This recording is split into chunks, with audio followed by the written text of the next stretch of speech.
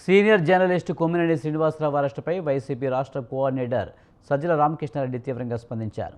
ఇది పూర్తిగా TDP party, ఆ పార్టీ అనుబంధ ప్రచార సంస్థలు పక్కా పథకం ప్రకారం చేసిన కుట్ర అని ఆయన ఆరోపించారు. ఈ నెల 6వ తేదీ ఉదయం ఒక టీవీ చర్చా కార్యక్రమంలో జరిగిన చిన్న సంఘటనను అడ్డం పెట్టుకుని 3 రోజులుగా రాద్ధాంతం చేసి దాని పరాకాష్ఠగా కొమ్మినేని శ్రీనివాసరావును అక్రమంగా అరెస్టు చేయించారని సజ్జల ఆరోపించారు.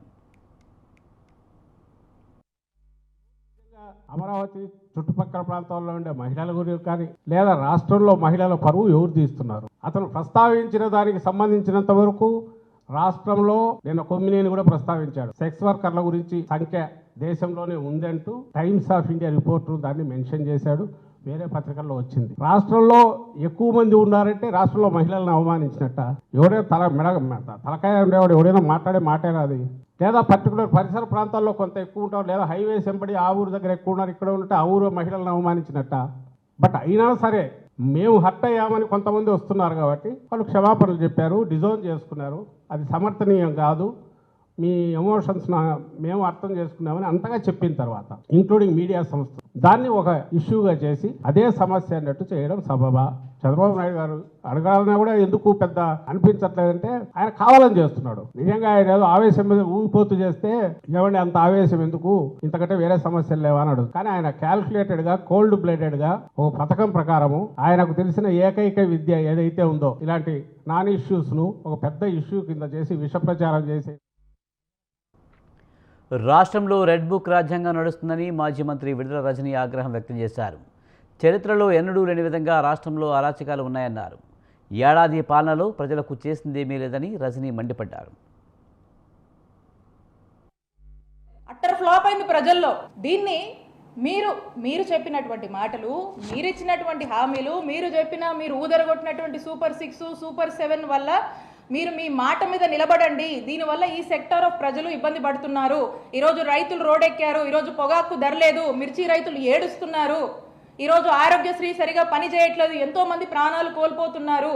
ఈ రోజు ఉన్నటువంటి పరిస్థితుల్లో నిరుద్యోగులు రోడ్డెక్కారు, యువత ఇబ్బంది పడుతుంది, మహిళలకు భద్రత లేదు, మహిళలకు రక్షణ లేదు, సామాన్యుడికి భద్రత లేదు, సామాన్యుడు పోలీస్ స్టేషన్కి వచ్చే పరిస్థితిలో లేరు, సామాన్యుడు ఈరోజు సంతోషంగా ఈ రాష్ట్రంలో బతికేటువంటి పరిస్థితి లేదు. చరిత్రలో ఎన్నడూ ఎప్పుడు లేనటువంటి విధంగా ఈరోజు రాష్ట్రంలో అరాచకాలు, ఇల్లీగల్ కేసులు, అరెస్టులు, జైళ్ల పాలు చేస్తున్నారు. ఆంధ్రప్రదేశ్ రాష్ట్రంలో ఈ విధమైనటువంటి ఒక చూడకూడనటువంటి పాలనని కూటమి ప్రభుత్వం వచ్చాక ప్రజలు చూస్తున్నారు, బాధపడుతున్నారు, ఏడుస్తున్నారు అనేటువంటి విషయాల్ని మీరు చెప్పిన సూపర్ 6, మీరు ఇచ్చిన సూపర్ 7 మీద నిలబడండి, అమలు చేయండి, ప్రజల్ని సంతోషంగా చూసుకోండి, ప్రజలు ఇబ్బందుల్లో ఉన్నారని టీవీ చూపిస్తున్నందుకు ఇది మనం డెమోక్రటిక్ సిస్టంలో ఉన్నాము. ఈ సిస్టంలో ఇదేనా? ఇలానేనా మనం నడుచుకోవాల్సింది? ఇలాంటి గవర్నెన్సా మనం ప్రజలకు ఇవ్వాల్సింది? ఇలాంటి ఒక చెప్పకూడని, వినకూడని, చూడకూడనటువంటి పాలనని ఈరోజు ఆంధ్రప్రదేశ్ రాష్ట్ర ప్రజలకు అందిస్తున్నందుకు ఒక్కసారి ఆలోచించుకోవాలి. కూటమి ప్రభుత్వం వాళ్ళ గ్రాఫ్ ఎక్కడికి పడిపోయిందో, సంవత్సరంలో భారతదేశంలో ఎక్కడ ఏ రాష్ట్రంలో రానటువంటి అసంతృప్తిని కానీ వ్యతిరేకతను కానీ మూటగట్టుకున్నటువంటి పార్టీగా, మూటగట్టుకున్నటువంటి ప్రభుత్వంగా ఈ కూటమి ప్రభుత్వం మిగిలిపోతుందనేటువంటి విషయాన్ని వాళ్ళు తెలుసుకోవాలి అని తెలియజేస్తున్నాను. ఈ విధంగా మరి చేస్తూ ఇదే కాదు, ఎక్కడ చూసినా, ఏ జిల్లాలో చూసినా ఎన్ని అన్యాయాలు జరుగుతున్నాయి, ఎన్ని అక్రమాలు జరుగుతున్నాయి, ఎన్ని అరాచకాలు జరుగుతూ ఉన్నాయి.